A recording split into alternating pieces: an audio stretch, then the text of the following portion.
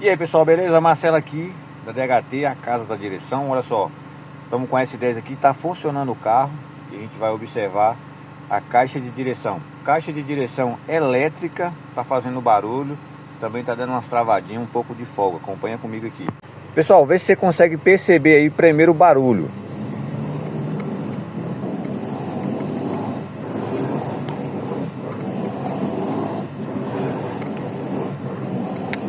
Viu aí a ronqueira, a ronquidão que essa caixa está fazendo? Muito provavelmente devem ter entrado água nessa caixa de direção. A gente vai saber disso assim que a gente tirar.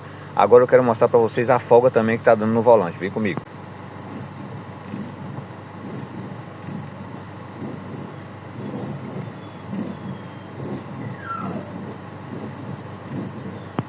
Pessoal, afastamos um pouco a coifa aqui para identificar o problema. E logo de cara a gente já viu que a cremalheira está bem oxidada, bem enferrujada mesmo. Tá sinal de água, bastante ferrugem, inclusive aqui ó, até o finalzinho, tá vendo? E muita água dentro da coifa também, porque eu já tirei aqui e já derramou um pouco. Mas ó, se eu colocar o dedo aqui dentro, você vai ver que o dedo ó, sai melado de água. Então vamos tirar essa caixa de direção. Muito provavelmente vamos ter que trocar não só o rolamento, mas também a cremalheira, que quando chega nessa situação aqui ela não dá mais reparação. Mas vamos tirar fora e ver todo o estado da caixa. Apesar de estar funcionando a parte eletrônica tudo certinho, né? O motorzinho dela tá aqui ó, mas o barulho em si não conseguiremos eliminar se a gente não fizer a troca dessas peças.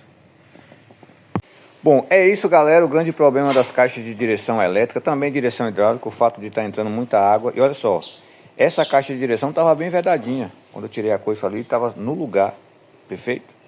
Porém é aquilo, né, hoje a gente tem sempre melhorado, sempre quando a gente monta, a gente não deixa só a coifa juntamente com a carcaça, a gente sempre bota um outro vedante entre a coifa e a carcaça para ajudar nessas situações a respeito de água, beleza? Vou fazer o vídeo 2, desmontando essa caixa de direção, fazendo a manutenção, se deu reparação ou não, se ficou viável para o cliente ou não fazer a reparação, até porque ele alegou que disse que já tinha uma caixa dessa em ponto de bala aí para comprar, beleza? Acompanha comigo, vídeo 2, caixa de direção elétrica da Chevrolet S10. Tamo junto, DHT, a casa da direção. Curte, comenta, compartilha. Valeu!